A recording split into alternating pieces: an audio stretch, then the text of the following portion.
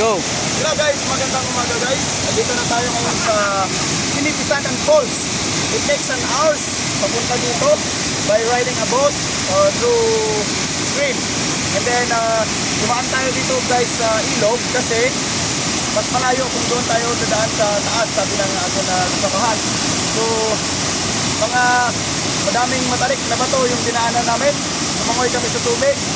Kahit may mga bag kami, 100 swim lang yung gamit namin. And then guys, yung Pinipisanan Falls pala nito guys is located actually in Las Navas, Northern Samar.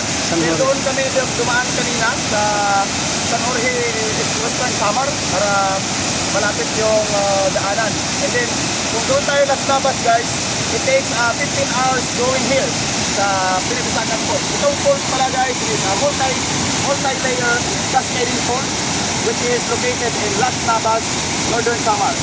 So pinakatago ito guys. And yun lang guys, enjoy natin yung tubig and maligo tayo guys. Samahan niyo ako, tara!